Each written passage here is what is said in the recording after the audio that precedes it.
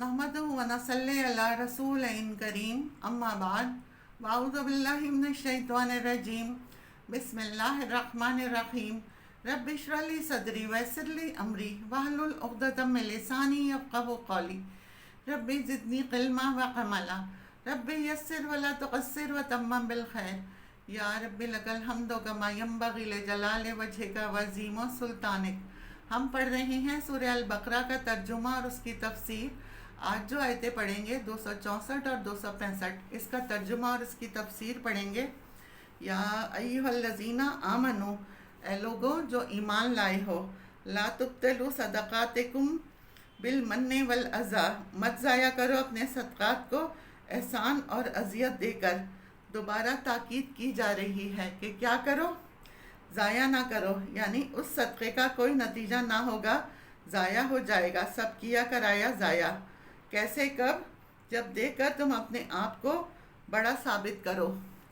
कल्लज़ी, उस शख्स की तरह। फिर इस आयत में ये बात समझाई जा रही है, किस शख्स की तरह? युनफ़िक़ु मालहु रिआ अन्नास, जो अपने माल दिखावे की खातिर खर्च करते हैं।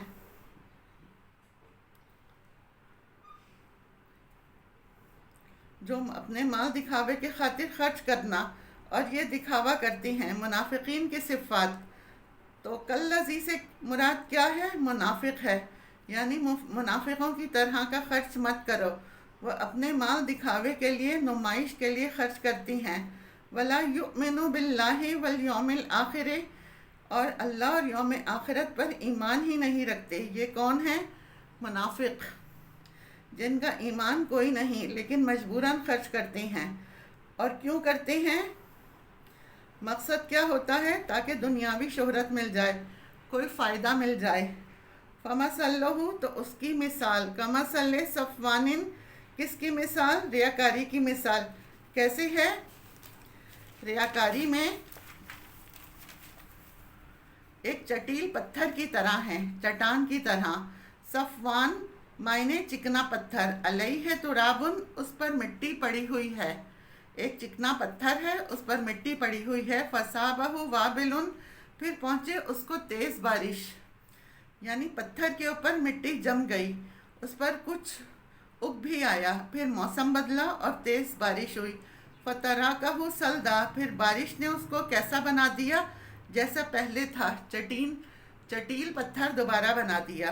कुछ भी पत्थर पर ना ठहरा, मिट्टी भी और जो कुछ उगा हुआ था वो भी साथ ही बह गया, कुछ भी बाकी ना रहा। तो बिल्कुल इसी तरह जो लोग दिखावे के लिए माल खर्च करते हैं, एहसान और अजियत दूसरों को देते हैं, एहसान जताकर खर्च करते हैं, वो ऐसा ही है। उनका देना कैसा है? जैसे पत्थर पर कुछ उगाना, क्योंकि उसकी तो जड़ें नीचे नहीं थी जाती, क्योंकि नीचे तो पत्थर है, और जो ही मौसम बदलता है, बारिश आती है, सब फिर साफ़ हो जाता है। इसी तरह उस शख्स का भी सब कुछ साफ़ हो जाएगा। किससे? दिखावे से, क्योंकि क़यामत के दिन वो उसका अजर चाहेंगे तो वहाँ कुछ भी नहीं होगा। क़यामत के दिन सूर फूके जाने, उस दिन की हौलनाकियों में क्या होगा? ज़ाया हो गया, कुछ भी ना बचा। ला यक़दिरूना अला शैइन मिम्मा कसबू, नहीं वो कुदरत रखते उस पर जो उन्होंने कमाई की उस पर, यानी उन्होंने जो कुछ भी उगाया था, जो मेहनत की थी, जो खर्च किया था, कुछ भी उनके हाथ में ना रहेगी, सब किया हुआ हवा हो गया। वल्लाहु ला यहदिल कौमल काफिरीन, और अल्लाह नहीं हिदायत देता काफिर कौम को, इनकार करने वाले लोगों को। इस आयत से एक बात तो ये पता चलती है कि ईमान वालों पे अल्लाह ताला बहुत ही ज़्यादा मेहरबान है, लिहाजा उनको या अय्युहल्लज़ीना आमनू कहकर पुकारा उनकी सिफ्त से, और फिर उनको बताया कि उनके लिए क्या नुकसानदाह है।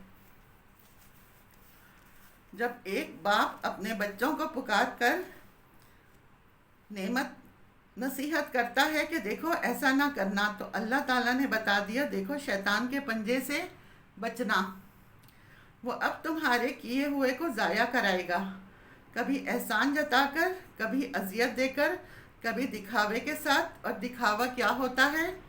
कि इंसान लोगों से तारीफ़ चाहे, लोगों के सामने बड़ा बनना चाहे, लोगों के दिलों में अपना रौब जमाना चाहे कि मैं बहुत नेकी करने वाला हूँ। तो इन बातों से बचना चाहिए, جو ایمان کے منافی ہیں۔ اصل میں جو ریاکار ہے نا، اس کی مثال ایسی ہے کہ وہ ایسا کپڑے پہنے جس کے نیچے سے سب کچھ نظر آ رہا ہے۔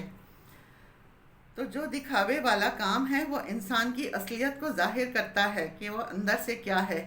اب اس نے ظاہری طور پر سب کچھ کیا، جو ہی کسی نے کچھ بات کہہ دی تو وہ غضبناک ہو گیا۔ جو اللہ کے لیے دیتا ہے تو اس پر کچھ بھی گزر جائے وہ منہ سے ایک لفظ بھی نہیں نکالتا، لیکن جو لوگوں کو دکھانے کے لیے نیکی کرتا ہے اور کوئی کچھ کہہ دے تو وہ فوراً پٹاری کھول دیتا ہے کہ میں نے تو یہ بھی کیا تھا اور یہ بھی کیا تھا، یہ ہوتا کیوں ہے؟ ایمان کی کمزوری کی وجہ سے۔ جس کا ایمان مضبوط ہوتا ہے وہ ان چیزوں سے بچتا ہے۔ ایک شخص جس نے لبادہ اوڑھ رکھا ہے، یہ مٹی کی تہ کیا ہے لبادہ، پھر کوئی طوفان آیا ساری مٹی بہا کر لے گیا۔ بارش کیا ہے؟ غیر معمولی حالات۔ عام دنوں میں کوئی احسان جتانا، لیکن جب کوئی مصیبت آئی، طوفان آیا، سب کچھ گیا، سب لبادہ ہٹ گیا۔ اصل میں ریاکاری کو شرک کے اثر کہا گیا ہے۔ جس نے کوئی عمل کیا، یعنی میرے ساتھ اوروں کو بھی شریک کر لیا، میں نے اس کو بھی چھوڑ دیا اور اس کے عمل کو بھی چھوڑ دیا، قیامت کے دن اس کے پاس کچھ بھی نہ ہوگا، جس کے لیے پھر انہی سے جا کر اجر لے ان کے پاس، تو اپنے لیے ہی کچھ نہیں۔ تو جو شخص لوگوں کو دکھانے کے لیے، لوگوں میں بڑا بننے کے لیے خرچ کرتا ہے، قیامت کے دن اللہ کے ہاں سے کچھ نہ ملے گا، اللہ اس کے عمل کو ریجیکٹ کر دیتا ہے۔ وَمَثَلُ الَّذِينَ، اس کے برعکس مثال ان لوگوں کی، يُنْفِقُونَ أَمْوَالَهُمْ، جو خرچ کرتے ہیں اپنے مالوں کو، ابتغاء مرضات اللہ، اللہ کی رضامندی چاہنے کے لیے، کوئی اور نیت نہیں، نہ کسی پر احسان جتانا، نہ دکھ دینا، صرف اللہ کی خوشنودی مطلوب ہے۔ وَتَثْبِيتًا مِّنْ أَنفُسِهِمْ، اور اپنے دلوں کے اطمینان کے لیے، یعنی دل کے اطمینان کے ساتھ خرچ کرتے ہیں، مجبوراً خرچ نہیں کرتے، اور اپنے دل کو اطمینان پر قائم رکھنے کے لیے اس لیے ان کی مثال دی گئی۔ یہاں مخلصین کی مثال دی گئی ہے کہ مخلصین کا خرچ کرنا ایسا ہے کہ وہ اللہ کی رضا چاہتے ہیں، دکھاوا نہیں چاہتے، صرف اللہ کو خوش کرنا انہیں مطلوب ہوتا ہے۔ مال خرچ کرنے کے پیچھے ان کی خواہش اور نیت کیا تھی کہ ہمارا رب خوش ہو جائے، اور کچھ بھی نہیں۔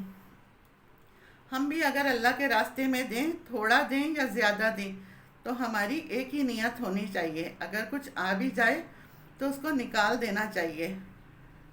اور وہ کون سی ایک بات ہے کہ مجھے صرف اللہ کی رضا چاہیے۔ کس طرح دیتے ہیں؟ من انفسہم، اور اپنے نفسوں کی ثابت قدمی سے۔ نفسوں کی ثابت قدمی کیا ہے؟ کسی مجبوری یا بددلی کے تحت نہیں دیتے، کوئی تاوان سمجھ کر نہیں دیتے، دل کے اطمینان اور یقین کے ساتھ دیتے ہیں، خوشی کے ساتھ دیتے ہیں، کیونکہ یہ بھی منافق کی صفت ہے کہ وہ اللہ کے راستے میں کس طرح دیتے ہیں۔ منافق خرچ کرتے ہیں مگر یہ کہ وہ ناپسند کرتے ہیں، خرچ کرنے کا ان کا دل نہیں ہوتا، بس مجبوری ہوتی ہے، کیونکہ انہیں پتہ ہوتا ہے کہ ہم نے خرچ نہ کیا تو ہماری بدنامی ہوگی۔ لیکن مخلصین کیسے خرچ کرتے ہیں؟ ایک طرف اللہ کی رضامندی چاہیے ہوتی ہے ان کو، اور دوسری طرف دل کی رضامندی اطمینان کے ساتھ۔ کمثل حبۃ، اس کی مثال ایک باغ کی طرح ہے، بربوۃ، وہ ایک اونچی جگہ، ٹیلے پر ہے یا پہاڑی پر واقع ہے۔ ایک باغ جو پہاڑی پر ہے، اس طرح اونچائی پر پھل اچھا آتا ہے، کیونکہ وہاں اسے ہوا روشنی اچھی طرح ملتی ہے۔ ادا بہا وابل، پہنچی اس کو تیز بارش، شدید بارش، فآتت اکلہا ضعفین، تو لایا وہ باغ اپنے دگنے پھل، فإن لم یصبھا وابل، پھر اگر اسے تیز بارش نہ بھی پہنچے، فتل، تو پھواری اس کے لیے کافی ہوگی، چونکہ جگہ اچھی تھی، مٹی بھی اچھی تھی، تھوڑی پھواری اس کے لیے کافی ہو گئی۔ پھر خوب آیا اس میں۔ کیا پتہ چلتا ہے؟ جو انسان خالصتاً اللہ کی رضا کے لیے کام کرتا ہے، اگر وہ زیادہ خرچ کر سکے تو بھی اچھا ہے، اگر کبھی نہیں تو اس کا تھوڑا دینا بھی کافی ہو جائے گا، کیونکہ اللہ کا پتہ ہے یہ ہے تو زیادہ دینے والا، نیت اس کی اچھی ہے اور ابھی اس کے حالات اچھے نہیں ہیں. اس کی اچھی نیت کی وجہ سے، اس کی اچھی کوششوں کی وجہ سے ورک آؤٹ کی بنا پر اس کا اجر کم نہ کیا جائے گا، کیونکہ اللہ تعالیٰ تو دلوں کا حال اچھی طرح سے اللہ تعالیٰ جانتا ہے. یعنی ایک شخص اللہ کے راستے میں سچی نیت سے بہت کچھ کرنا چاہتا ہے، لیکن اس کی اتنی حیثیت نہیں. کسی کو نیکی کا کام کرتے ہوئے دیکھتا ہے تو اپنے دل میں تڑپتا ہے اور کہتا ہے کہ مجھے بھی یہ صدقہ ملے تو مجھے بھی ایسا موقع ملے تو میں یہ کروں. تو اس کو کتنا اجر ملے گا؟ اس شخص کے برابر جس نے بہت سارا اللہ کی راہ میں خرچ کیا ہو محض اپنی نیت کی بنا پر. فَإِن لَّمْ يُصِبْهَا وَابِلٌ فَطَلٌ، زیادہ نہیں بھی دے سکا تو جو چند سکے اس کے پاس تھے، جس جذبے کے ساتھ اس نے دیے، اس کا بھی اتنا ہی اجر اور اتنا ہی ثواب ہوگا. جیسے باغ پھلوں سے بھر جائے، تھوڑے خرچ میں بھی برکت ہو جائے گی، کیونکہ اللہ تعالیٰ کو ہمارا مال نہیں چاہیے، اسے گنتی نہیں چاہیے. اس کو کیا چاہیے؟ اسے اخلاص چاہیے کہ ہم کس جذبے کے ساتھ، کس شوق کے ساتھ، کس نیت اور ارادے کے ساتھ خرچ کر رہے ہیں. واللہ بما تعملون بصیر، اللہ ساتھ ہے اس کے جو تم عمل کرتے ہو، وہ دیکھ رہا ہے. اسے تمہارے حالات بھی پتہ ہیں، تمہارے ذرائع بھی پتہ ہیں، آمدنی بھی پتہ ہے کہ تمہارے پاس کتنا ہے، تمہاری مجبوریاں کیا ہیں، تمہارے اوپر کتنی تنگیاں ہیں، کتنے تنگ حالات ہیں تم کر رہے ہو پھر بھی. لہٰذا تمہارا معاملہ بندوں کے ساتھ نہیں بلکہ اللہ کے ساتھ ہے. لہٰذا جب خرچ کرو تو بندوں کو بھول جاؤ، اللہ کو سامنے رکھ کر خرچ کرو. اس سے کیا پتہ چلتا ہے؟ اللہ تمہاری کوانٹٹی کو نہیں بلکہ اسے تمہاری کوالٹی چاہیے، وہ تمہاری کوالٹی کو دیکھ رہا ہے. وآخر دعوانا ان الحمد للہ رب العالمین.